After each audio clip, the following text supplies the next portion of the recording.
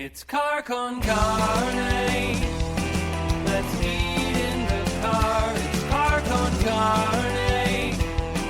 And now here's the star of our show, James Van Alstyne. This right here is Car Con Carne. Car Con Carne is a Q101 podcast. I'm James Van Alstyne. Car Con Carne is sponsored by Easy Automation. Easy-automation.net. It's time. Transform your entire living space, top to bottom, with cutting-edge home automation. That means seamless control over everything you do and experience. Lighting, climate, audio, video, security, everything. Embrace the future of smart living. It's your home, your rules. Get a quote by visiting easy-automation.net or give my guy Dan a call. He will give you a hassle-free quote at 630-730-3728, or since we are by Cumberland and Lawrence, 630-730-3728. Tag Publicity is a music and event publicity company that is freshly distinctive. Tag Publicity is a full-service entertainment PR, talent development, branding, digital marketing, social media management, project management, distribution, content creation, booking, and PR company headed by Evan J. Thomas. He's a good dude, and you can reach out to him anytime if you have PR needs. If you're a musician, artist, creator, reach out to Evan J. Thomas, PR at gmail.com. You can also follow Tag Publicity on Facebook, Instagram, or the TikTok. Finally, quick programming note. Car Con Carne live on stage, free event, Thursday, May 15th at Legit Dogs and Ice in South Elgin, 322 South Randall Road. We'll have live music and interviews from Derision Cult, Aaron Williams and Karen Shook, comedy from Chris Bongat, and craft brewer Carson Souza from Obscurity Brewing will be joining us. So we are here. Where is here? We are by Cumberland and Lawrence. We're in front of Goat Village. It is a newish live music room here in the Norwich area. I'm sitting here with easy for me to say, Afrofuturistics. Exactly. Yep. I'm sitting here with Afrofuturistics. Keith Wakefield is to my right. If you're watching, even if you're listening, that is also true. Hello. You are the music director. Sure. Tenor. Sure you are. And tenor sax. Behind him we have Eric Oldman. Hello. Lovely to see you both. Yep. You are both playing this event that's happening. It's too late if you're watching or listening, but it's Goat Stock at Goat Village. It's like a day and evening full of indie Chicago bands, which is cool. Afrofuturistics is on the bill. I guess let's start with Afrofuturistics 101. Who are Afrofuturistics? Tell us your origin story. Okay. You took a deep breath, like, okay, here we go. well, it's complicated. Eric, should we say how it came out of Sons of Rock KW3? Yeah. Basically, you know, we Eric and I have been playing together for years in a lot of different iterations, and we've been playing. You know, some people know us from a band called Sons of Ra.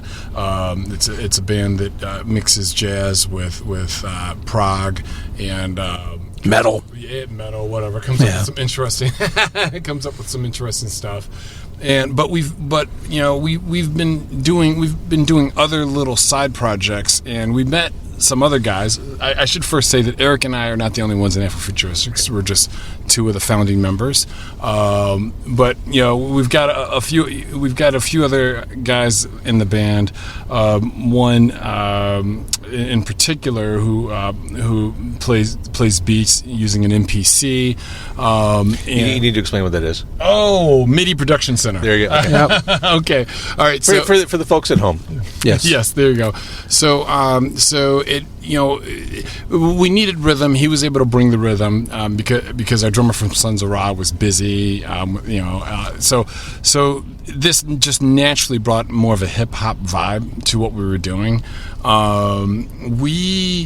Initially we were doing this just kind of for fun, make quick money. Very quickly it turned into an artistic, we saw that, wow, this can actually go somewhere. This thing's got legs. No one's doing what you guys are doing. Yeah. Yeah. Eric, you want to add? Yeah, so as Keith mentioned, him and I have like our own little galaxy of stuff going on in Chicago. Our main project is our band Sons of Ra. We started collaborating with people in the hip-hop community up on the north side. We were doing live band hip-hop collaborations with them, fusing our sort of rock and jazz backgrounds with being able to provide music for these guys. And then, that just became, between that, we have a jazz trio called KW3, which is the Keith Wakefield trio. And these other things, like other people who are kind of involved in our universe couldn't be a part of that. So with the guys from the hip-hop scene, the guy Carl, he's our beat maker, if you will, or plays the MPC system. He became kind of a crucial element for kind of getting this architected. And then the other side of it is Keith and I both kind of come from jazz backgrounds. He came up as a band kid, I came up as a metalhead, but I went to school to study jazz. But we always talked about the idea of wanting to do like a big band in some format, because nobody does that stuff anymore either, except for they're doing like throwbacks or tributes to like the big band swing era. Right. But we want to do something a little bit different, but we just never found the people for that. So through this group of people in the hip-hop community, we started finding other horn players that they could rap, but our trombone player, he's a rapper, but he also plays trombone. So like, oh, well, let's keep in touch and start working with him. And then through some of our other social circles, we were able to land a trumpet player. And then from just our work with Sons of Ra, we have a friend who's one of our collective members who's a soprano sax player. So we're like, all right, well, you have a horn section now. We have this kind of congeals around this idea of, mixing this the tradition of hip hop with sort of the beats, but then you kind of look at it in a continuum, I guess, in the sense of jazz music.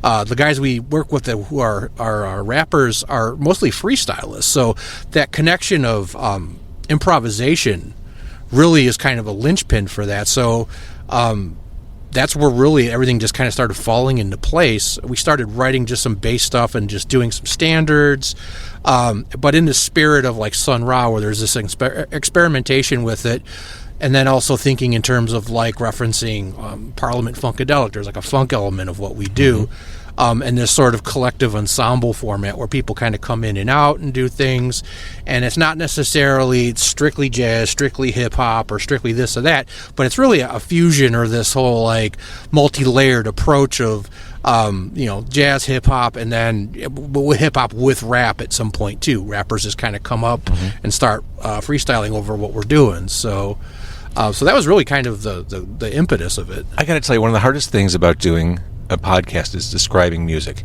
You can't play songs on a podcast, so you have to explain to people why they should care. You just explained the band beautifully. Okay. Like, I think someone listening is probably thinking, I want to see that. Okay. Yeah. Because it just the idea of these distinctly American sounds, hip-hop and jazz coming together live on a stage, I think is really appealing. Absolutely. And the thing that that Eric said that I think's a huge thing is a lot of times people look at the differences and be like, well, this is music, or that's not music, or this or that. Like, we kind of see it all as music, and I definitely see a connection between jazz improvising and people spinning verses. Because especially if they're making it up on the spot. Like, to me, it's just amazing. All right, one thing I didn't mention, we have snacks if you want snacks. It's a basket of snacks. That's okay. You should get this sponsored. The Car Con Carne basket of snacks is sponsored by... It's a lovely wicker pattern. Well, there's great snacks in there. You don't want jerky or granola bar, Eric? I think I might have a granola bar. Maybe some cashews, get a little protein before you play today at Goat Stock. Thank you so much. Absolutely. All right, Next time. So what's the next step? Well, when did this all start to come together? When did this Chicago collective of horns, bass, and hip-hop beats come together? About a year ago. Yeah, about a year ago. This is relatively recent. Yeah. Okay, so things are you're speeding ahead out of the gate. Where do you take this from here? Are you going to get in a studio? Yeah. Oh, absolutely. We're planning on doing it this summer. Full length. Honestly, if you go back 9 months, like our set was full of covers. We would do things like Miles Davis songs. Basically, we would use these as a basis for improvisation. So, we'd take like Miles Davis, Coltrane, Sun Ra, just things like that, and then kind of update the sound. But now, over time, we've introduced more and more originals to our set. So like what we're playing tonight is probably like 80% original and 20% covers. And I expect people are still going to enjoy it because Oh, no doubt. it's really about the For all beat. the reasons we just talked about. Absolutely, yeah. So when you go into a studio, how do you, for a group that is based on improvisation and finding those magical sparks and connections in the live process, how do you determine what the definitive version of those songs is when you lay them down? That's a really good question. We'll find out. Yeah. This is, Whatever's popping the best. Yeah. You know? It's like yeah, we have. But that's just kind of like Yeah. a guideline for the live performances too. Like, Right. yeah, that's the way it sounded in the studio, but we're going to take it wherever the fuck we want when we play live. Yep, Exactly. absolutely. Yeah. I love it. And I mean, we said it.